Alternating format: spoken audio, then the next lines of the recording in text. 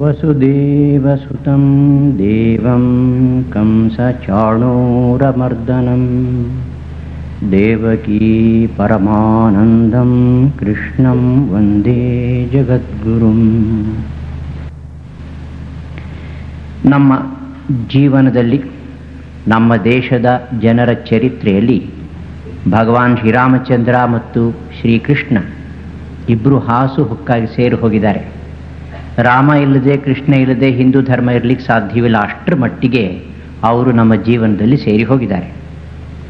ಒಬ್ಬರು ವಿದ್ವಾಂಸರು ಲೆಕ್ಕ ಹಾಕಿದ್ದಾರೆ, ನಮ್ಮ ದೇಶದ ಸಾಹಿತ್ಯವನ್ನು ತೆಗೆದುಕೊಂಡ್ರೆ 10,000ಕ್ಕೂ ಹೆಚ್ಚು ಗ್ರಂಥಗಳು, ಕಥೆ, ಕಾವ್ಯ, ನಾಟಕ ಇತ್ಯಾದಿಗಳು ಕೇವಲ ಭಗವಾನ್ ಶ್ರೀಕೃಷ್ಣನ ಜೀವನ ಚರಿತ್ರೆಯ ಒಂದಲ್ಲ ಒಂದು ಅಂಶಗಳನ್ನು ಆಧಾರವಾಗಿ ಇಟ್ಕೊಂಡಿರ್ತಕ್ಕಂಥದ್ದು. ಇನ್ನು ಅವನನ್ನು ಕುರಿತು ರಚಿಸಿರ್ತಕ್ಕಂಥ ಹಾಡುಗಳ, ಪದ್ಯಗಳ ಸಂಖ್ಯೆ ಅಂತೂ ಅಸಂಖ್ಯಾತ, ಲೆಕ್ಕವಿಡಲೇ ಸಾಧ್ಯವಿಲ್ಲ.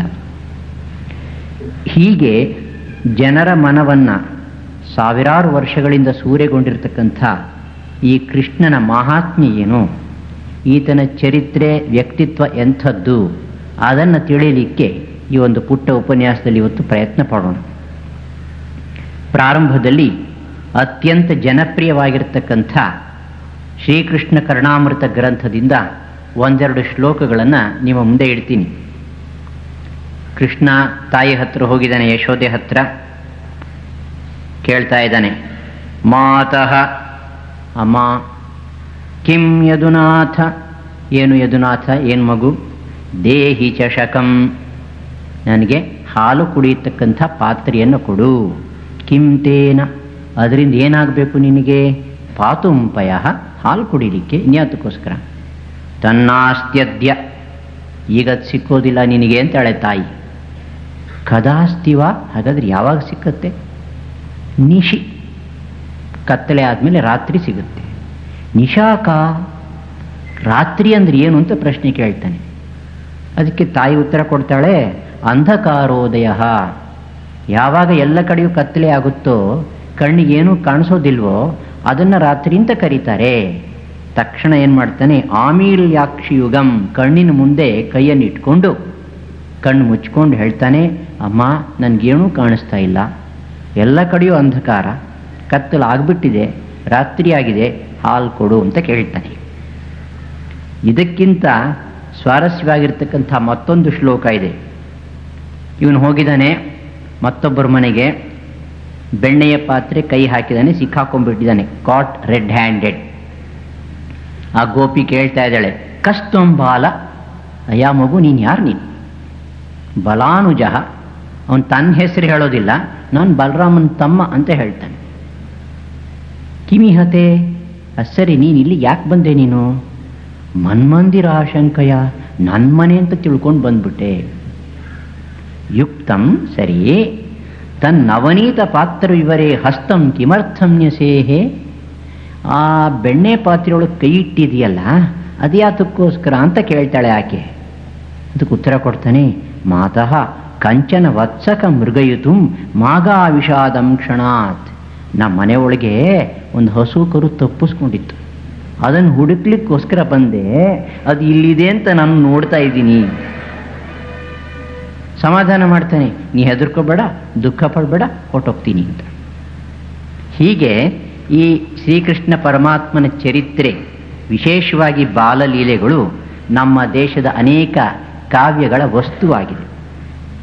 ಮಕ್ಕಳಿಗೆ ಅವನ ಹೆಸರನ್ನು ಕೇಳಿದ್ರೆ ಸಾಕು, ತುಂಬ ಸಂತೋಷ. ನಾನು ಮಕ್ಕಳಿಗೆ ಹೇಳ್ತೀನಿ, ಕೃಷ್ಣ ನಿಮ್ಮವನೇ. ಯಾಕೆ ಅಂತಂದರೆ ನಿಮಗೆ ಅತ್ಯಂತ ಇಷ್ಟವಾಗಿರ್ತಕ್ಕಂಥ ಎರಡು ಅವನಿಗೂ ಇಷ್ಟ, ತಿಂಡಿ ತಿನ್ನೋದು, ಚೇಷ್ಟೆ ಮಾಡೋದು. ಮಕ್ಕಳಿಗೂ ಇಷ್ಟ, ಕೃಷ್ಣನಿಗೂ ಇಷ್ಟ. ಕೃಷ್ಣ ಅವರಿಗೆ ಐಡಿಯಲ್ಲು. ಕುಮಾರವ್ಯಾಸನ ಭಾರತದಲ್ಲಿ ಒಂದು ಸ್ವಾರಸ್ಯಕರವಾದ ಪ್ರಸಂಗ ಬರುತ್ತೆ. ರಥವನ್ನು ಓಡಿಸ್ಕೊಂಡು ಬಂದಿದ್ದಾನೆ. ಆ ಒಂದು ವಿವರಣೆಯನ್ನು ಕೊಡುವಾಗ ಕೃಷ್ಣ ಹೇಳ್ತಾನೆ, ಕುಮಾರವ್ಯಾಸ ಹೇಳ್ತಾನೆ, ಕೃಷ್ಣನ ಮೀಸೆಯ ಮೇಲೆ ಬೆವರಿನ ಹನಿ ಕೂತಿತ್ತು ಅಂತ. ನಮಗೆ ಕೃಷ್ಣನಿಗೆ ಮೀಸೆ ಇತ್ತೆ ಅಂತ ಆಶ್ಚರ್ಯವಾಗುತ್ತೆ. ಕ್ಲೀನ್ ಶೇವನ್ ಕೃಷ್ಣ ನಾವು ಯಾವಾಗಲೂ ನಮ್ಮ ಚಿತ್ರಗಳಲ್ಲಿ ತೋರಿಸ್ತಕ್ಕಂಥದ್ದು. ಮುದುಕರಿಗೆ ವಿಶೇಷವಾಗಿರ್ತಕ್ಕಂಥ ಭಕ್ತಿ ಅವನಲ್ಲಿ, ಹಾಗೆಯೇ ಸ್ತ್ರೀಯರಿಗೆ ವಿಶೇಷವಾಗಿರ್ತಕ್ಕಂಥ ಪ್ರೀತಿ. ಅನೇಕ ಜನರ ಮನೆಯಲ್ಲಿ ಮಕ್ಕಳಿಗೆ ಬಾಲಕೃಷ್ಣನ ಹಾಗೆ ವೇಷವನ್ನು ಹಾಕಿ ಆನಂದಿಸೋದುಂಟು. ನಾಟಕಗಳಲ್ಲೂ ಕೂಡ ಹಾಗೆಯೇ. ರಾಜರಿಗೆ ಅವನು ಆದರ್ಶ ರಾಜ, ಕ್ಷತ್ರಿಯರಿಗೆ ಅವನು ಆದರ್ಶ ಕ್ಷತ್ರಿಯ, ಯೋಗಿಗಳಿಗೆ ಅವನು ಸಾಕ್ಷಾತ್ ಪರಮಾತ್ಮ, ಧ್ಯೇಯ ವಸ್ತು. ಹೀಗೆ ಈ ಮಹಾಪುರುಷ ಸಾವಿರಾರು ವರ್ಷಗಳಿಂದ ನಮ್ಮ ದೇಶದ ಜನರ ಮನಸ್ಸನ್ನು ಸೂರೆಗೊಂಡಿದ್ದಾನೆ. ಇಂಥವನ ವಿಷಯವನ್ನು ಸರಿಯಾದ ರೀತಿಯಲ್ಲಿ ಅರಿಯಬೇಕಾದದ್ದು ನಮ್ಮ ಕರ್ತವ್ಯ. ಅದೇನಾಗಿದೆ ಅಂತಂದರೆ, ಶ್ರೀಕೃಷ್ಣನ ಬಗ್ಗೆ ಅನೇಕ ರೀತಿಯ ಕೆಟ್ಟ ಅಭಿಪ್ರಾಯಗಳು, ದುರಭಿಪ್ರಾಯಗಳು ಇರುವುದರಿಂದ, ಅನೇಕರು ದೋಷಾರೋಪಣೆಗಳನ್ನು ಮಾಡ್ತಾ ಇರೋದ್ರಿಂದ ಅದನ್ನು ಸರಿಯಾಗಿ ಅರ್ಥ ಮಾಡಿಕೊಂಡು ಅದಕ್ಕೆ ಸರಿಯಾದ ರೀತಿಯಲ್ಲಿ ಉತ್ತರ ಕೊಡತಕ್ಕಂಥ ಶಕ್ತಿಯನ್ನು ಹಿಂದೂ ಸಮಾಜ ಸಂಪಾದಿಸಬೇಕು. ಅದಕ್ಕೆ ಸ್ವಲ್ಪ ರಿಸರ್ಚ್ ಮಾಡಿದ್ರೆ ತಾನಾಗಿ ಗೊತ್ತಾಗುತ್ತೆ. ಶ್ರೀಕೃಷ್ಣನ ಕಥೆ ನಿಮಗೆಲ್ಲ ಗೊತ್ತಿರತಕ್ಕಂಥದ್ದು, ಆದ್ದರಿಂದ ಕಥೆಯ ವಿವರಗಳನ್ನು ನಾನು ಹೇಳಲಿಕ್ಕೆ ಹೋಗೋದಿಲ್ಲ. ಚಾರಿತ್ರಿಕವಾಗಿ ಕೃಷ್ಣ ಎಂಬತಕ್ಕಂಥ ಒಬ್ಬ ವ್ಯಕ್ತಿ ಇರಲಿಲ್ಲ ಅಂತ ಅನೇಕರು ಹೇಳಲಿಕ್ಕೆ ಹೋಗ್ತಾರೆ, ಅದನ್ನು ಸಾಧಿಸ್ಲಿಕ್ಕೆ ಪ್ರಯತ್ನ ಪಡ್ತಾರೆ. ರಾಮ ಮತ್ತು ಕೃಷ್ಣ ಇವರಿಬ್ಬರೂ ಕೂಡ ಮಿಥಿಕಲ್ ಪರ್ಸನಾಲಿಟೀಸ್, ಮೈಥಾಲಜಿಕಲ್, ಪೌರಾಣಿಕ ಕಾಲ್ಪನಿಕ ವ್ಯಕ್ತಿಗಳೇ ಹೊರತು ಚರಿತ್ರೆಯಲ್ಲಿ ಅವರು ಇರಲಿಲ್ಲ ಅಂತ ಅವ್ರ ನಿರ್ಣಯ. ಅವರ ನಿರ್ಣಯ ಸರಿಯಲ್ಲ. ಚಾರಿತ್ರಿಕವಾಗಿ ಶ್ರೀರಾಮ ಮತ್ತು ಶ್ರೀಕೃಷ್ಣ ಇಬ್ಬರು ಇದ್ದರು ಅನ್ನೋದನ್ನು ಅನೇಕ ಜನ ಭಾರತೀಯ ಪಂಡಿತರು ಸಾಧಿಸಿದ್ದಾರೆ. ಕೆಲವರು ಪಾಶ್ಚಾತ್ಯ ಪಂಡಿತರು ಕೂಡ ಅದನ್ನು ಒಪ್ಕೊಂಡಿದ್ದಾರೆ. ನಮ್ಮಲ್ಲಿ ಪುರಾಣಗಳು ಬೇಕಾದಷ್ಟಿವೆ. ಭಾರತ, ರಾಮಾಯಣ ಅಲ್ಲದೆ 18 ಪುರಾಣಗಳು, ಉಪಪುರಾಣಗಳು 18. ಈ ಪುರಾಣಗಳೆಲ್ಲ ಕಟ್ಟುಕಥೆ ಅಂತ ಜನ ಭಾವಿಸ್ತಾರೆ. ಅಲ್ಲ. ದೊಡ್ಡ ದೊಡ್ಡ ಪಂಡಿತರು, ಪರ್ಗೀಟರ್, ಪುಸಲ್ಕರ್, ಹ್ಯಾಸ್ಲೀಟ್ ಇದರ ಬಗ್ಗೆ ಬೇಕಾದಷ್ಟು ರಿಸರ್ಚ್ ಮಾಡಿರ್ತಕ್ಕಂಥ ಅವ್ರು ಹೇಳ್ತಾರೆ, ಇಲ್ಲ, ಪುರಾಣಗಳ ಮುಖ್ಯ ಉದ್ದೇಶವೇನು ಅಂತಂದರೆ ಧರ್ಮ ಪ್ರಚಾರ. ಧರ್ಮ ಪ್ರಚಾರ ಮಾಡಬೇಕು ಅಂತಂದ ಮಾತ್ರಕ್ಕೇನೆ ಪ್ರತಿಯೊಂದನ್ನು ಕಾಲ್ಪನಿಕವಾಗಿಯೇ ಕೊಡಬೇಕು ಅಂತೇನಿಲ್ಲ. ನಿಜವಾಗಿಯೂ ಇದ್ದಂತಹ ವ್ಯಕ್ತಿಗಳನ್ನು ಆರಿಸಿಕೊಂಡು ಅವರ ಜೀವನ ಚರಿತ್ರೆಯ ಜೊತೆಗೆ ಧರ್ಮೋಪದೇಶವನ್ನು ಕೊಟ್ಟಿರುವುದರಿಂದ ಕೆಲವು ಕಡೆ ಕಲ್ಪನೆಗೆ ಅವಕಾಶವಿದ್ದದ್ದರಿಂದ ಕವಿಗಳು ಅನೇಕ ವಿಷಯಗಳನ್ನು ಸೇರಿಸಿದ್ದಾರೆ ಅಷ್ಟೇನೆ. Fact and fiction have been mix together. ಹಾಗಂದ ಮಾತ್ರಕ್ಕೆ ಎಲ್ಲ ಫಿಕ್ಷನ್ನು ಫ್ಯಾಕ್ಟ್ ಇಲ್ಲ ಅಂತ ತಿಳ್ಕೋಬಾರದು.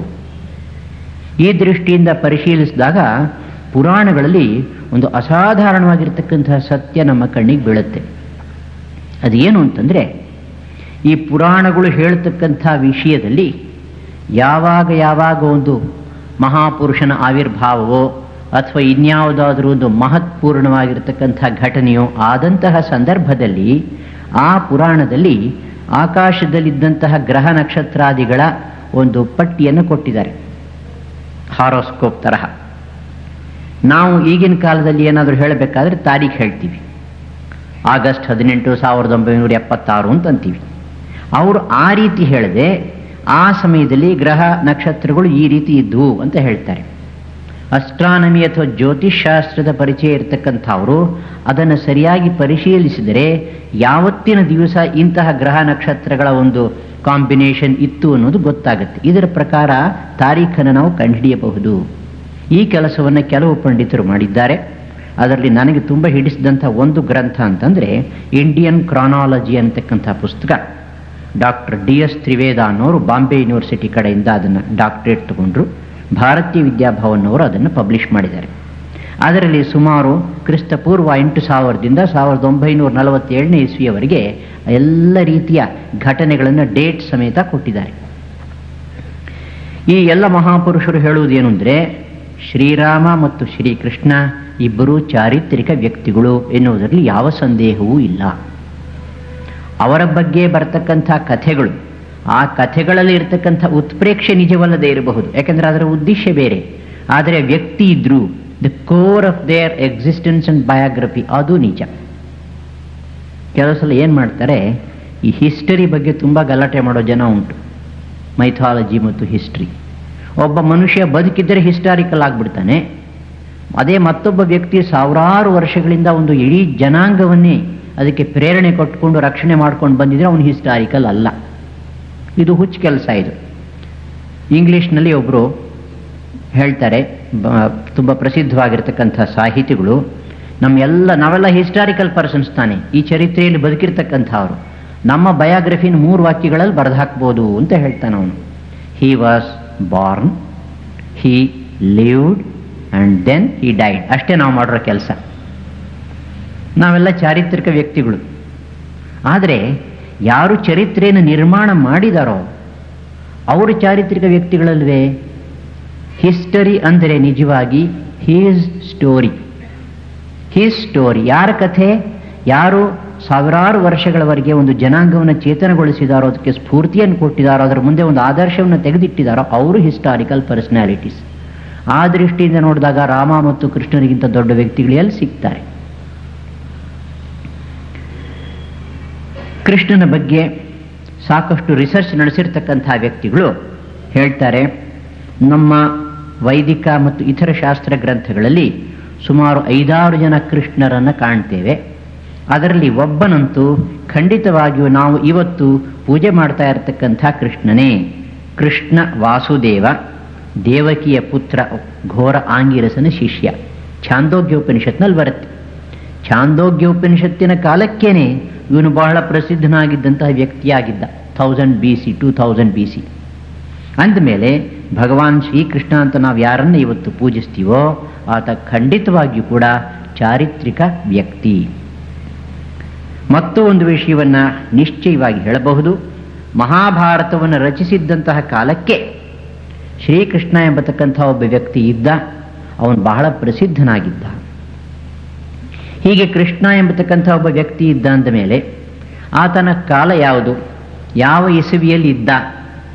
ಈ ಪ್ರಶ್ನೆ ಸಹಜವಾಗಿ ಹೇಳುತ್ತೆ. ಇದಕ್ಕೆ ಈ ಪ್ರಶ್ನೆಗೆ ಉತ್ತರವನ್ನು ಕೊಡಲಿಕ್ಕೆ ಪಂಡಿತರು ಪ್ರಯತ್ನ ಪಟ್ಟಿದ್ದಾರೆ. ಸಾಕಷ್ಟು ಇದರ ಬಗ್ಗೆ ಸಂಶೋಧನೆ ನಡೆದಿದೆ, ಇವತ್ತಿಗೂ ನಡೀತಾ ಇದೆ. ಡೇಟ್ ಆಫ್ ಮಹಾಭಾರತ ವಾರ್ ಅಂತ ಹೇಳಿ ಒಬ್ಬರಲ್ಲ ಒಬ್ಬರು ಅದರ ಮೇಲೆ ಬರಿತಾನೆ ಇರ್ತಾರೆ ಲೇಖನಗಳನ್ನು. ಇವರೆಲ್ಲರೂ ಹೇಳೋ ಪ್ರಕಾರ ಹೆಚ್ಚು ಕಡಿಮೆ ಕಲಿಯುಗ ಪ್ರಾರಂಭವಾದಂತಹ ಸಮಯದಲ್ಲಿ ಶ್ರೀಕೃಷ್ಣ ಇದ್ದ. ಕಲಿಯುಗ ಪ್ರಾರಂಭವಾದದ್ದು 3206 BC. ನಮ್ಮಲ್ಲಿ ಈ ಧಾರ್ಮಿಕ ಕರ್ಮಗಳಲ್ಲಿ ನಾವು ಸಂಕಲ್ಪವನ್ನು ಮಾಡಬೇಕಾದರೆ ಕಲಿಯುಗದ ವರ್ಷವನ್ನು ಹೇಳ್ತೀವಿ. ಅದು ಸುಳ್ಳಲ್ಲ, ಸತ್ಯ ಅಂತ ಹೇಳಿ ಬಾಲ್ ಗಂಗಾಧರ್ ತಿಲಕರು ಸಾಧಿಸಿದ್ದಾರೆ. ಅದೊಂದು ಲೆಕ್ಕಾಚಾರ ಅಷ್ಟೇನೆ. ಇದರ ಪ್ರಕಾರ ಶ್ರೀಕೃಷ್ಣ ಪರಮಾತ್ಮನ ನಿರ್ಯಾಣದಿಂದ ಕಲಿಯುಗ ಪ್ರಾರಂಭವಾಯಿತು. ಶ್ರೀಕೃಷ್ಣ ಪರಮಾತ್ಮನ ನಿರ್ಯಾಣ ಆದದ್ದು ಮಹಾಭಾರತದ ಯುದ್ಧವಾದ ಮೇಲೆ. ಮಹಾಭಾರತ ಯುದ್ಧವಾದದ್ದು ಯಾವಾಗ ಅಂತಂದರೆ ಕ್ರಿಸ್ತಪೂರ್ವ 3206 ಅಂತ ಕೆಲವರು ಹೇಳ್ತಾರೆ, 102 ಅಂತ ಹೇಳ್ತಾರೆ, ಇತ್ಯಾದಿ. ಏನೇ ಆಗಲಿ ಸುಮಾರು ಕ್ರಿಸ್ತಪೂರ್ವ 3200ರಿಂದ 3100ರವರೆಗೆ ಆ ಕಾಲದಲ್ಲಿ ಶ್ರೀಕೃಷ್ಣ ಬದುಕಿದ್ದ.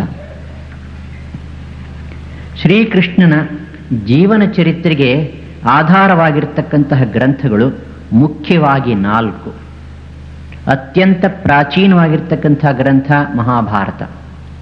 ಇವತ್ತು ಸುಮಾರು 1,00,000 ಶ್ಲೋಕಗಳನ್ನು ಒಳಗೊಂಡು ಅಚ್ಚಾಗಿರ್ತಕ್ಕಂಥ ಶ್ರೀಮನ್ ಮಹಾಭಾರತ ಈ ರೂಪಕ್ಕೆ ಬಂದದ್ದು 3rd century BC ಅಂತ ಹೇಳ್ತಾರೆ, ಕ್ರಿಸ್ತಪೂರ್ವ 3ನೇ ಶತಮಾನ. ಅದಕ್ಕೆ ಹಿಂದೆ ಸುಮಾರು 1000 ವರ್ಷ ಹಿಡಿದಿದೆ ಆ ರೂಪವನ್ನು ಅದು ತಳೆಯಲು ಅಂತ ಹೇಳ್ತಾರೆ. ಮುಂಚೆ ಜಯ ಎಂಬತಕ್ಕಂಥ ಚಿಕ್ಕ ಗ್ರಂಥವಾಗಿತ್ತು, ಅನಂತರ ಭಾರತ ಆಯಿತು, ಅನಂತರ ಮಹಾಭಾರತ ಆಯಿತು. ಜಯದಿಂದ ಮಹಾಭಾರತ ಎಂಬತಕ್ಕಂಥ ರೂಪವನ್ನು ಪಡೆಯಲಿಕ್ಕೆ ಸುಮಾರು 1000 ವರ್ಷ ಹಿಡಿದಿದೆ ಅಂತ ಹೇಳ್ತಾರೆ. ಅಲ್ಲಿಗೆ ಕ್ರಿಸ್ತಪೂರ್ವ 3ನೇ ಶತಮಾನ ಅಂತಂದರೆ ಕ್ರಿಸ್ತಪೂರ್ವ 1400ರಿಂದ ಪ್ರಾರಂಭವಾಯಿತು ಮಹಾಭಾರತದ ರಚನೆ ಅಂತ ಅನ್ನಬಹುದು.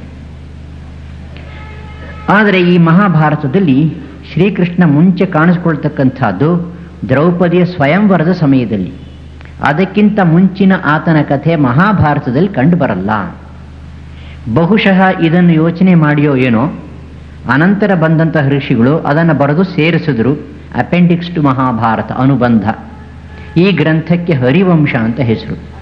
ಮಹಾಭಾರತದಲ್ಲಿ 1,00,000 ಶ್ಲೋಕ ಇದ್ದ ಮೇಲೆ ಅದಕ್ಕೆ ಅನುಬಂಧವಾಗಿರ್ತಕ್ಕಂಥ ಹರಿವಂಶ ಯಾಕೆ ಚಿಕ್ಕ ಗ್ರಂಥ ಆಗಬೇಕು? ಕೇವಲ 16,000 ಶ್ಲೋಕ ಅದರಲ್ಲಿ. ಆದರೆ ಶ್ರೀಕೃಷ್ಣನ ವಿಷಯವನ್ನು ಬಾಲ್ಯದಿಂದ ಹಿಡಿದು ಕೊನೆಯವರೆಗೆ ವಿಸ್ತಾರವಾಗಿ ಈ ಹರಿವಂಶದಲ್ಲಿ ವಿವರಿಸಿದ್ದಾರೆ. ಇದು ನಮಗೆ 2ನೇ ಆಧಾರ. 3ನೇದು ವಿಷ್ಣು ಪುರಾಣ. ಇವತ್ತಿಗೂ ಅಚ್ಚಾಗಿದೆ, ಆಶ್ರಮದಿಂದಲೂ ಅಚ್ಚಾಗಿದೆ ವಿಷ್ಣು ಪುರಾಣ. ಆದರೆ ವಿಷ್ಣು ಪುರಾಣದ ಬಗ್ಗೆ ಕೊಂಚ ಅಭಿಪ್ರಾಯ ಭೇದವಿದೆ. ಕೆಲವರು 6,000 ಶ್ಲೋಕ ಅಂತ ಹೇಳ್ತಾರೆ, ಕೆಲವರು 24,000 ಶ್ಲೋಕ ಅಂತ ಹೇಳ್ತಾರೆ, ನಮಗೆ ಗೊತ್ತಿಲ್ಲ. 6,000 ಶ್ಲೋಕದ ಚಿಕ್ಕ ಗ್ರಂಥವನ್ನು ಸಾಮಾನ್ಯವಾಗಿ ಎಲ್ಲರೂ ಒಪ್ಪಿದ್ದಾರೆ. ಅದರಲ್ಲಿ ಭಗವಾನ್ ಶ್ರೀಕೃಷ್ಣನ ಚರಿತ್ರೆ ಚೆನ್ನಾಗಿಯೇ ಬರುತ್ತೆ, ಅಚ್ಚುಕಟ್ಟಾಗಿ ಬರುತ್ತೆ. ಕಡೆಯದು ಶ್ರೀಮದ್ ಭಾಗವತ ಮಹಾಪುರಾಣ, ಬಹುಶಃ 9ನೇ ಶತಮಾನಕ್ಕೆ ಸೇರಿದ್ದು. ಯಾರು ಬರೆದ್ರು ಅಂತ ಇವತ್ತಿಗೂ ಗೊತ್ತಿಲ್ಲ. ಕೆಲವರು ಬೋಪದೇವ ಎಂಬತಕ್ಕಂಥ ಪಂಡಿತ ಬರೆದ ಅಂತ ಹೇಳ್ತಾರೆ. ಆದರೆ ನಮ್ಮ ಸಂಪ್ರದಾಯದಲ್ಲಿ ವ್ಯಾಸ ಮಹರ್ಷಿಗಳು ಬರೆದಿರತಕ್ಕಂಥ 18 ಮಹಾಪುರಾಣಗಳ ಸಂಖ್ಯೆಯಲ್ಲಿ ಭಾಗವತನ ಸೇರಿಸ್ತಾರೆ. ಶ್ರೀಮದ್ ಭಾಗವತದಲ್ಲಿ 18,000 ಶ್ಲೋಕಗಳಿವೆ. ಶ್ರೀಕೃಷ್ಣನ ಚರಿತ್ರೆಯನ್ನು ಬಹಳ ರಸವತ್ತಾಗಿ ಸೊಗಸಾಗಿ ಇದರಲ್ಲಿ ವಿವರಿಸಿದೆ. ಅನಂತರ ಬಂದಂತಹ ಪುರಾಣಗಳಲ್ಲಿ ಬ್ರಹ್ಮಪುರಾಣ ಮತ್ತು ಬ್ರಹ್ಮ ವೈವರ್ತ ಪುರಾಣಗಳಲ್ಲಿ ಶ್ರೀಕೃಷ್ಣನ ಚರಿತ್ರೆ ವಿಸ್ತಾರವಾಗಿ ವರ್ಣಿಸಲಾಗಿದೆ. ಆದರೆ ಇವೆಲ್ಲ ಕಾಲದ ದೃಷ್ಟಿಯಿಂದ ಎಲ್ಲ ಗ್ರಂಥಗಳು ಕೂಡ ಶ್ರೀಕೃಷ್ಣನ ಕಾಲಕ್ಕಿಂತ ತುಂಬ ಈಚಿನವು. ನಾವು ಮುಖ್ಯವಾಗಿ ಭಾಗವತ ಗ್ರಂಥವನ್ನು ಮತ್ತು ಮಹಾಭಾರತವನ್ನು ಆಧಾರವಾಗಿಟ್ಕೊಂಡು ಶ್ರೀಕೃಷ್ಣನ ಚರಿತ್ರೆಯನ್ನು ಅವಲೋಕಿಸೋಣ. ಶ್ರೀಕೃಷ್ಣನ ವಿಷಯವಾಗಿ ಅನೇಕ ಘಟನೆಗಳನ್ನು ಉಲ್ಲೇಖಿಸಿದ್ದಾರೆ. ಈ ಘಟನೆಗಳೆಲ್ಲ ನಿಜವೇ ಅನ್ನೋ ಪ್ರಶ್ನೆ ಸಹಜವಾಗಿಯೇ ಬರುತ್ತೆ. ಅತಿಮಾನುಷವಾಗಿರ್ತಕ್ಕಂಥ ಘಟನೆಗಳಿವೆಯಲ್ಲ, ಇವೆಲ್ಲ ನಿಜವೇ? ಇಲ್ಲಿ ನಾವು ಗಮನಿಸಬೇಕಾದಂತಹ ಒಂದು ಅಂಶ ಇದೆ. ಕವಿ ಇದನ್ನು ಬರೆದಿರ್ತಕ್ಕಂಥ ಅವನು ತನ್ನ ಭಾವನಾ ಪಕ್ಷಿಯನ್ನು ಸಾಕಷ್ಟು ವಿಹರಿಸ್ಲಿಕ್ಕೆ ಬಿಟ್ಟಿದ್ದಾನೆ. ಫ್ಯಾಕ್ಟ್ ಆ್ಯಂಡ್ ಫಿಕ್ಷನ್ ಎರಡೂ ಉಂಟು. ಶ್ರೀರಾಮಚಂದ್ರ ಮಹಾವೀರ, ಅವನಿಗೆ ಸಹಾಯ ಮಾಡಿದಂತಹ ಸುಗ್ರೀವ ಮಹಾವೀರ. ಸುಗ್ರೀವ ಕಪಿ ಎಂಬತಕ್ಕಂಥ ಒಂದು ಜನಾಂಗಕ್ಕೆ ಸೇರಿದ್ದ, ಎಲ್ಲರೂ ಮನುಷ್ಯರೇನೆ. ಆ ಜನಾಂಗಕ್ಕೆ ಒಂದು ಲಾಂಛನ ಇತ್ತು, ಲಾಂಛನ ಕಪಿ. ನಾವು ಲಯನ್ಸ್ ಕ್ಲಬ್ ಅಂತ ಹೇಳಲ್ವೇ, ಅವ್ರು ಸಿಂಹ ಚಿತ್ರ ಹಾಕೋತಾರೆ. ಲಯನ್ಸ್ ಕ್ಲಬ್ಬಿನ ಮೆಂಬರ್ಸ್ ಎಲ್ಲ ಸಿಂಹಗಳಲ್ಲ, ಅವರೆಲ್ಲ ಮನುಷ್ಯರೇ. ಹಾಗೆ ಕಿಷ್ಕಿಂಧೆಯ ಜನ ಈ ಕಪಿಯನ್ನ ತಮ್ಮ ನೇಷನ್ನಿನ ನ್ಯಾಷನಲ್ ಸಿಂಬಲ್ ಆಗಿ ಇಟ್ಕೊಂಡಿದ್ರು. ಈ ರೀತಿ ಎಲ್ಲ ವಿವರಿಸ್ಲಿಕ್ಕೆ ಹೋಗ್ತಾರೆ. ಆದರೆ ಗ್ರಂಥದಲ್ಲಿ ಅದು ಬರೋದಿಲ್ಲ. ಸುಗ್ರೀವನಿಗೂ ಬಾಲ ಇತ್ತು, ಹನುಮಂತನಿಗೂ ಬಾಲ ಇತ್ತು, ಮರ ಹತ್ತೋರು ಏನೇನೋ ಕಪಿಚೇಷ್ಟೆಗಳನ್ನೆಲ್ಲ ಮಾಡ್ತಾ ಇದ್ರು ಅಂತೆಲ್ಲ ಬರುತ್ತೆ. ಇದು ಕವಿಯ ಉತ್ಪ್ರೇಕ್ಷೆ. ನಾವು ಈ ಕವಿಯ ಉತ್ಪ್ರೇಕ್ಷೆಗೆ ಸ್ವಲ್ಪ ಅವಕಾಶ ಕೊಡಬೇಕು. ಕೃಷ್ಣನ ಮೇಲೆ ಬೇಕಾದಷ್ಟು ಟೀಕೆಗಳನ್ನು ಮಾಡಿದ್ದಾರೆ, ಮುಖ್ಯವಾಗಿ ಕ್ರಿಶ್ಚಿಯನ್ ಮಿಷನರಿಗಳು ಮತ್ತು ನಮ್ಮಲ್ಲಿಯೂ ಕೂಡ ಇದನ್ನು ನಂಬದೇ ಇರತಕ್ಕಂಥ ವ್ಯಕ್ತಿಗಳು. ಇಲ್ಲಿ ಒಂದು ವಿಷಯವನ್ನು ನಾವು ಗಮನಿಸಬೇಕು. ಏನು ಅಂದರೆ, ಕೃಷ್ಣನ ಬಗ್ಗೆ ಟೀಕೆಯನ್ನು ಮಾಡುವಾಗ ಇವರೆಲ್ಲ ಭಾಗವತವನ್ನು ಆಧಾರವಾಗಿ ಇಟ್ಕೋತಾರೆ. ಭಾಗವತದಲ್ಲಿ ಹೇಳಿರ್ತಕ್ಕಂಥ ಕೃಷ್ಣಲೀಲೆಗೆ ಸಂಬಂಧಪಟ್ಟಂತಹ ವಿಷಯಗಳನ್ನು ತೆಗೆದುಕೊಂಡು ಟೀಕೆ ಮಾಡ್ತಾರೆ. ಹೆಚ್ಚು ಟೀಕೆಗಳು ಗೋಪಿ ವಸ್ತ್ರಾಪಹರಣ ಮತ್ತು ಗೋಪಿಯರೊಡನೆ ಅವನು ಇಟ್ಟಿದ್ದಂತಹ ಸಂಬಂಧದ ಬಗ್ಗೆ ಮಾಡತಕ್ಕಂತಹ ಟೀಕೆಗಳು. ಸಂಸ್ಕೃತದಲ್ಲಿ ಅರ್ಧಜರತಿ ನ್ಯಾಯ ಅಂತ ಒಂದು ನ್ಯಾಯ ಉಂಟು, ಮ್ಯಾಕ್ಸಿಮ್ ಗಾದೆ ತರಹ. ಅರ್ಧಜರತಿ ನ್ಯಾಯದ ಅರ್ಥ ಇಷ್ಟೇನೆ: ಒಂದು ಕೋಳಿ ಮೊಟ್ಟೆ ತಗೊಂಡು ಅದನ್ನು ಅರ್ಧ ಕತ್ತರಿಸ್ಬಿಟ್ಟು ಈ ಅರ್ಧವನ್ನು ಮರಿ ಹಾಕಲಿಕ್ಕೆ ಅಂತ ತೆಗೆದಿಡೋದು, ಇನ್ನೊಂದು ಅರ್ಧವನ್ನು ದೋಸೆ ಮಾಡಲಿಕ್ಕೆ ಅಂತ ಇಟ್ಕೊಳ್ಳೋದು. ಸಾಧ್ಯವೇ? ಸಾಧ್ಯವಿಲ್ಲ. ತಗೊಂಡ್ರೆ ಪೂರ್ತ ತಗೋಬೇಕು, ಬಿಟ್ಟರೆ ಪೂರ್ತ ಬಿಡಬೇಕು. ಹಾಗೆ ಭಾಗವತವೆಂಬತಕ್ಕಂಥ ಧರ್ಮಗ್ರಂಥದಲ್ಲಿ ಕೃಷ್ಣನನ್ನು ಟೀಕಿಸುವುದಕ್ಕೋಸ್ಕರ ಕೇವಲ ಗೋಪಿಕಾ ಸಂಬಂಧದ ವಿಷಯವನ್ನು ಮಾತ್ರ ತೆಗೆದುಕೊಂಡು ಗೋವರ್ಧನಗಿರಿಯನ್ನು ಎತ್ತಿದ್ದು, ಅನೇಕ ದೊಡ್ಡ ದೊಡ್ಡ ರಾಕ್ಷಸರನ್ನು ಸಂಹಾರ ಮಾಡಿದ್ದು, ಕಾಳಿಯ ಮರ್ದನ, ಇದೆಲ್ಲ ಬಿಟ್ಬಿಡೋದು ಸರಿಯೇ? ನೀವು ಒಪ್ಪಿದ್ರೆ ಎಲ್ಲವನ್ನೂ ಒಪ್ಪಬೇಕು. ಇಡೀ ಭಾಗವತ ಗ್ರಂಥವನ್ನು ಒಪ್ಪಿಕೊಂಡು ಅದರಲ್ಲಿ ಬರ್ತಕ್ಕಂಥ ಪ್ರತಿಯೊಂದು ಘಟನೆಯನ್ನು ನೀವು ಸರಿ ಅಂತ ಹೇಳಬೇಕು. ಆವಾಗ ಮಾತ್ರ ನಿಮ್ಮ ಕ್ರಿಟಿಸಿಸಮ್ಗೆ ಆಶ್ರಯ ಉಂಟು, ಇಲ್ಲ ಹೋದ್ರೆ ಇಲ್ಲ, ಆಧಾರ ಉಂಟು. ಹಾಗೆ ಒಪ್ಪಿದ ಪಕ್ಷದಲ್ಲಿ ಏನಾಗುತ್ತೆ? ಕೃಷ್ಣ ಸಾಮಾನ್ಯ ವ್ಯಕ್ತಿ ಆಗೋದೇ ಇಲ್ಲ, ಅವನು ಪರಮಾತ್ಮ ಆಗಿಬಿಡ್ತಾನೆ, ಮಹಾನುಭಾವ ಆಗಿಬಿಡ್ತಾನೆ. ಮಹಾನುಭಾವ ಪರಮಾತ್ಮ ಅತ್ಯಂತ ದೊಡ್ಡ ವ್ಯಕ್ತಿ ಮಾಡಿದಂತಹ ಕೆಲಸಗಳನ್ನು ಈ ಮಾನುಷ ದಂಡದಿಂದ ಅಳೆಯತಕ್ಕಂಥದ್ದು ಹುಚ್ಚುತನ. ಒಪ್ಪಿದ್ರೆ ಪೂರ್ಣ ಒಪ್ಪಿ, ಇಲ್ಲದ್ರೆ ಪೂರ್ತ ಬಿಟ್ಟುಬಿಡಿ. ಇದಾದರೂ ಕೂಡ ಈ ಟೀಕೆಗಳಿಗೆ ಬೇರೆ ರೀತಿಯಲ್ಲೂ ಕೂಡ ಉತ್ತರವನ್ನು ಕೊಡಬಹುದು. ನಾನೀಗಾಗಲೇ ಹೇಳಿದ ಹಾಗೆ ಶ್ರೀಕೃಷ್ಣನ ಚರಿತ್ರೆಗೆ ಅತ್ಯಂತ ಮುಖ್ಯವಾದ ಮತ್ತು ಪ್ರಾಚೀನವಾದ ಆಧಾರ ಧರ್ಮ ಗ್ರಂಥ ಅಂತಂದರೆ ಮಹಾಭಾರತ. ಈ ಮಹಾಭಾರತದಲ್ಲಿ ಸಭಾಪರ್ವ ಬರುತ್ತೆ. ಸಭಾಪರ್ವದಲ್ಲಿ ರಾಜಸೂಯ ಯಾಗದ ವಿಷಯ ಉಂಟು. ರಾಜಸೂಯ ಯಾಗದ ಸಮಯದಲ್ಲಿ ಶಿಶುಪಾಲ ಕೃಷ್ಣನನ್ನು ಕುರಿತು ನಿಂದೆ ಮಾಡ್ತಾನೆ. 100 ತಪ್ಪುಗಳನ್ನು ಕ್ಷಮಿಸ್ತೀನಿ ಅಂತ ಅವನ ತಾಯಿಗೆ ಮಾತು ಕೊಟ್ಟಿದ್ದ ಕೃಷ್ಣ. ಇದೆಲ್ಲ ನಿಮಗೆ ಗೊತ್ತಿದೆ. ಶಿಶುಪಾಲನ ನಿಂದೆಯನ್ನ ಮಹಾಭಾರತದಲ್ಲಿ ವಿಸ್ತಾರವಾಗಿ ವಿವರಿಸಿದೆ. ಇರ್ತಕ್ಕಂತಹ ಶಿಶುಪಾಲ ಅಪ್ಪಿ ತಪ್ಪಿ ಕೂಡ ಒಂದು ಮಾತಿನಲ್ಲಿ, ಒಂದು ವಾಕ್ಯದಲ್ಲಿ ಶ್ರೀಕೃಷ್ಣನ ನಡತೆ ಸರಿ ಇರಲಿಲ್ಲ, ಇಮ್ಮಾರಲ್ ಪರ್ಸನ್ ಅನ್ನೋದನ್ನು ಹೇಳಿಯೇ ಇಲ್ಲ. ಒಂದು ವೇಳೆ ಅದು ನಿಜವಾಗಿದ್ದ ಪಕ್ಷದಲ್ಲಿ ಶಿಶುಪಾಲ ಬಿಡ್ತಾ ಇದ್ನ ಅದನ್ನ. ಶಿಶುಪಾಲ ಹೇಳೋದಲ್ಲ ಇಷ್ಟೇನೆ, ಅಗ್ರಪೂಜೆ ಸಲ್ಲಬೇಕಾದ್ರೆ ಅವನು ರಾಜನಾಗಿರಬೇಕು, ಕ್ಷತ್ರಿಯನಾಗಿರಬೇಕು. ಕೃಷ್ಣ ರಾಜನೂ ಅಲ್ಲ, ಕ್ಷತ್ರಿಯನೂ ಅಲ್ಲ, ಅವನು ಕೇವಲ ಗೋವಳ, ಕೀಳು ಜಾತಿಯ ಗೊಲ್ಲ, ಅವನಿಗೆ ಅಗ್ರಪೂಜೆ ಸಲ್ಲಬಾರದು. ಕಂಸನನ್ನ ಮೋಸದಿಂದ ಕೊಂದ ಇತ್ಯಾದಿ. ಆದರೆ ಗೋಪಿಯರೊಡನೆ ಅವನ ಅನೈತಿಕ ಸಂಬಂಧ ಇತ್ತು ಎಂಬ ಬಗ್ಗೆ ಒಂದು ಉಲ್ಲೇಖವೂ ಇಲ್ಲ, ಅಪ್ಪಿತಪ್ಪಿ ಒಂದು ಶಬ್ದನೂ ಇಲ್ಲ. ಇದು ಗಮನಿಸಬೇಕಾಗಿರ್ತಕ್ಕಂಥ ವಿಷಯ. ಇದು ಕಾಲದ ದೃಷ್ಟಿಯಿಂದ ಶ್ರೀಕೃಷ್ಣನಿಂದ ಹೆಚ್ಚು ಹೆಚ್ಚು ದೂರವಾಗಿರ್ತಕ್ಕಂಥ ಗ್ರಂಥಗಳಲ್ಲಿ ಹೆಚ್ಚು ಹೆಚ್ಚು ಕವಿಯ ಒಂದು ಉತ್ಪ್ರೇಕ್ಷೆಗೆ ಅವಕಾಶ ಇದನ್ನೇ ನಾವು ನೆನಪಿನಲ್ಲಿಟ್ಕೋಬೇಕು. ಶ್ರೀಕೃಷ್ಣ ಇದ್ದದ್ದು 3100-200 BC, ಭಾಗವತ ಆದದ್ದು 900 AD, 4000 ವರ್ಷಗಳ ಅಂತರ ಉಂಟು ಭಾಗವತಕ್ಕೂ ಕೃಷ್ಣನು.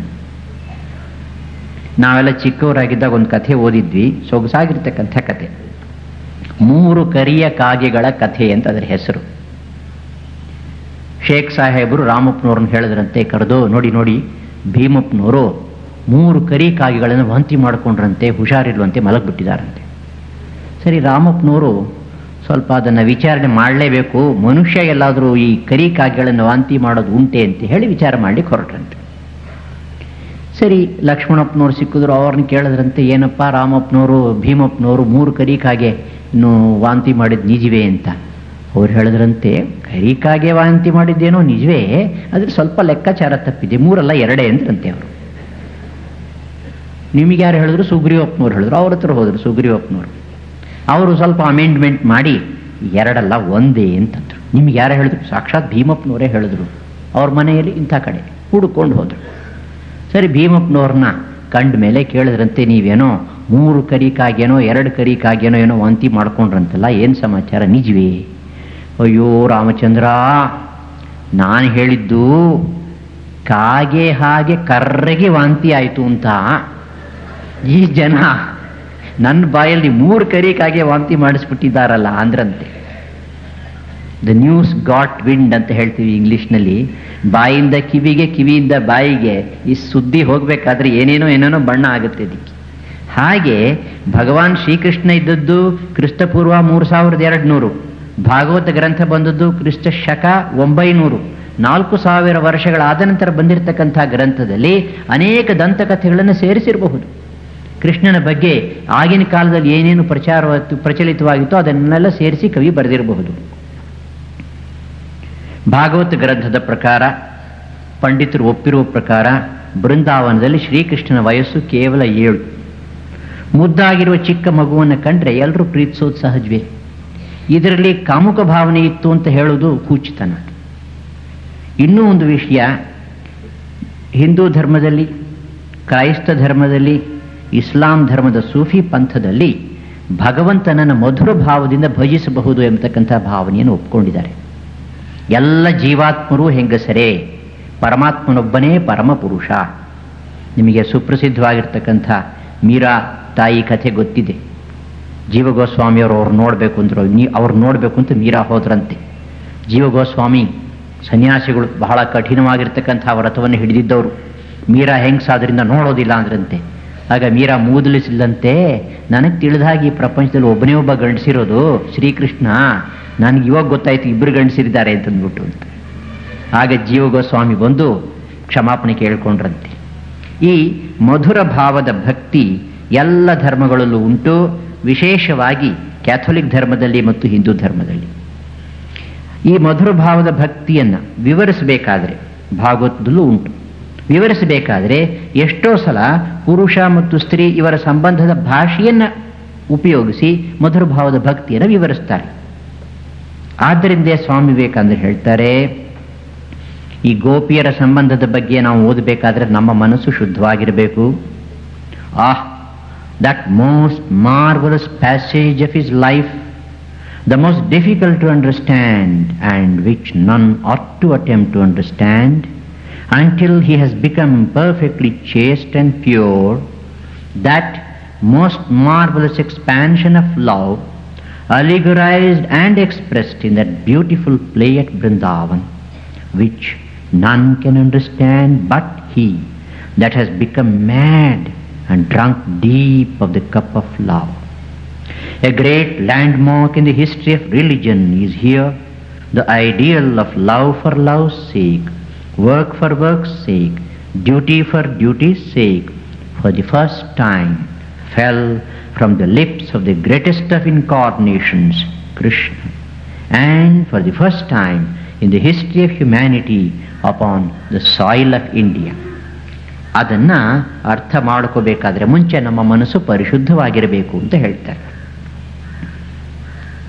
ಈ ಟೀಕಾಕಾರ ತಿಳ್ಕೊಂಡಿದ್ದಾರೆ ಈ ಪ್ರಶ್ನೆಗಳೆಲ್ಲ ನಾವು ಕೇಳ್ತಾ ಇರೋದು ಅಂತ.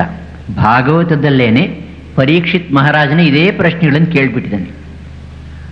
ಸಂಸ್ಥಾಪನಾಯ ಧರ್ಮಸ್ಯ ಪ್ರಶಮಾಯೇತರಸ್ಯ ಚ ಅವತೀರ್ಣೋ ಹಿ ಭಗವಾನ್ ಅಂಶೇನ ಜಗದಿ ಈಶ್ವರಃ ಸ ಕಥಂ ಧರ್ಮಸೇತೂನಾಂ ವಕ್ತಾ ಕರ್ತಾಭಿರಕ್ಷಿತಾ ಪ್ರತೀಪಂ ಆಚರದ್ ಬ್ರಹ್ಮನ್ ಪರದಾರಾಭಿಮರ್ಶನಂ. ಪರೀಕ್ಷಿತ್ ರಾಜ ಕೇಳ್ತಾನೆ, ಅಲ್ಲ ನೀನು ಹೇಳ್ತಾ ಇದ್ದೀ ಭಗವಂತ ಶ್ರೀಕೃಷ್ಣ ರೂಪದಿಂದ ಅವತಾರ ಮಾಡಿದ್ದಾನೆ, ಧರ್ಮ ಸಂಸ್ಥಾಪನೆಗಾಗಿ ಬಂದಿದ್ದಾನೆ ಅಂತ. ಆ ಧರ್ಮವನ್ನು ಅದು ಹೇಗೆ ಆಚರಿಸಲಿಕ್ಕೆ ಸಾಧ್ಯವಾಗುತ್ತೆ? ಇದಕ್ಕೆ ಅರ್ಥ ಏನು? ಶುಕ ಮಹರ್ಷಿ ಅದಕ್ಕೆ ಉತ್ತರ ಕೊಡ್ತಾನೆ, ಧರ್ಮ ವ್ಯತಿಕ್ರಮೋ ದೃಷ್ಟ ಈಶ್ವರಾಣಾಂಚ ಸಾಹಸಂ ತೇಜೀಯಸಾಂನ ದೋಷಾಯ ವನ್ಹೀಹಿ ಸರ್ವಭುಜೋ ಯಥಾ. ಅದರ ಅಭಿಪ್ರಾಯವನ್ನು ಮಾತ್ರ ಕೊಡ್ತೀನಿ. ಶುಕ ಹೇಳ್ತಾನೆ, ಧರ್ಮವನ್ನು ಸಾಮಾನ್ಯವಾಗಿ ಜನ ಅನುಸರಿಸಬೇಕು, ಅವರ ಕರ್ತವ್ಯ. ಈ ಧರ್ಮದ ವ್ಯತಿಕ್ರಮ, ಧರ್ಮವನ್ನು ಮೀರಿ ಹೋಗಿರ್ತಕ್ಕಂಥ ವ್ಯಕ್ತಿಗಳು, ಧರ್ಮಕ್ಕೆ ತಕ್ಕಂತೆ ನಡೆದುಕೊಳ್ಳದೇ ಇರತಕ್ಕಂಥದ್ದು ಉಂಟು. ಅಂಥವ್ರಿಗೆ ಈಶ್ವರರು ಅಂತ ಹೆಸರು. ಸಾಮಾನ್ಯ ವ್ಯಕ್ತಿಗಳು ಮಾಡಲಿಕ್ಕಾಗುವುದಿಲ್ಲ. ಜನರನ್ನು 3 ಗುಂಪಾಗಿ ವಿಂಗಡಿಸಬಹುದು. ಮೊದಲನೆಯವರು ಸಾಮಾನ್ಯ ಜನ. ಅವರು ಧರ್ಮದ ಎಲ್ಲೆಕಟ್ಟಿನೊಳಗೇ ನಡ್ಕೋಬೇಕು, ಧರ್ಮವನ್ನು ಮೀರೋ ಹಾಗೆ ಇಲ್ಲ ಅವರು. ಇನ್ನು ಜೀವನ್ಮುಕ್ತ ಪುರುಷರಿದ್ದಾರೆ. ಅವರು ಮುಂಚೆ ಧರ್ಮದ ಎಲ್ಲೆಕಟ್ಟಿನೊಳಗೆ ನಡೆದುಕೊಂಡು ಸಾಧನೆ ಮಾಡಿ ಸಾಕ್ಷಾತ್ಕಾರವನ್ನು ಪಡ್ಕೊಂಡ ಮೇಲೆ ಕೆಲವು ಸಲ ಅಲ್ಲಿ ಇಲ್ಲಿ ಧರ್ಮವನ್ನು ಮೀರಿ ಹೋಗ್ತಾರೆ. ಅಂಥವರಿಗೆ ಅವಧೂತರು, ಅತಿವರ್ಣಾಶ್ರಮಿಗಳು, ಪರಮಹಂಸರು ಅಂತ ಹೆಸರು. They have transcended the limits of dharma. 3ನೇವರು ಈಶ್ವರರು, ಅವತಾರ ಪುರುಷರು. ಅವರು ಬಂದಿರೋದೇ ಧರ್ಮವನ್ನು ಗಟ್ಟಿಯಾಗಿ ಇಲ್ಲಿ ಬೇರೂರಿಸಲಿಕ್ಕೆ. ಆ ಕಾರ್ಯದಲ್ಲಿ ಅವಶ್ಯಕತೆ ಇದ್ದರೆ ಜನಸಾಮಾನ್ಯದಲ್ಲಿ ಪ್ರಚಲಿತವಾಗಿರ್ತಕ್ಕಂಥ ಧರ್ಮವನ್ನು ಮೀರಿ ಹೋಗ್ತಾರೆ. ಉದ್ದೇಶ ಬೇರೆ, ಇಡೀ ಜಗತ್ತಿನ ಹಿತವನ್ನು ದೃಷ್ಟಿಯಲ್ಲಿಟ್ಕೊಂಡು ಆ ಕೆಲಸವನ್ನು ಮಾಡ್ತಾ ಇದ್ದಾರೆ. ಅದು ಅವರಿಗೆ ಮಾತ್ರ ಸಾಧ್ಯ, ನಮಗಲ್ಲ. ಅದನ್ನು ನಾವು ಖಂಡಿತ ಅನುಸರಿಸಬಾರದು ಅಂತ ಶುಕ ಮಹರ್ಷಿ ಹೇಳ್ತಾರೆ. 2 ದೃಷ್ಟಾಂತ ಕೊಡ್ತಾರೆ. ಮೊದಲನೆಯದು, ಹಾಲಾಹಲ ವಿಷವನ್ನು ಕುಡಿದ ಈಶ್ವರ ಶಿವ, ನಾವು ನೀವು ಕುಡಿಲಿಕ್ಕಾಗತ್ತಾ? ಸಾಧ್ಯವಿಲ್ಲ. ಅಗ್ನಿ ತನ್ನಲ್ಲಿ ಏನು ಹಾಕಿದರೂ ಕೂಡ ಅದನ್ನು ಭಸ್ಮ ಮಾಡಿಬಿಡುತ್ತೆ. ಆದ್ದರಿಂದ ನೀವು ಕೆಟ್ಟ ವಸ್ತು ಒಳ್ಳೆ ವಸ್ತು ಏನು ಬೇಕಾದರೂ ಅದರಲ್ಲಿ ಹಾಕಬಹುದು. ನಾವು ಆ ರೀತಿ ಎಲ್ಲವನ್ನು ತಿಂದು ಕರಗಿಸ್ಕೊಳ್ಳಿಕ್ಕಾಗತ್ತೆಯೇ? ಆಗೋಲ್ಲ. ಆದ್ದರಿಂದ ಧರ್ಮ ವ್ಯತಿಕ್ರಮವು ಕೇವಲ ಈಶ್ವರ ವ್ಯಕ್ತಿಗಳಿಗೆ ಮಾತ್ರ ಸಾಧ್ಯ. ಆದ್ದರಿಂದ ನ ದೇವಚರಿತಂ ಸಮಾಚರೇತ್ ಅಂತುಂಟು ಶಾಸ್ತ್ರವಾಕ್ಯ.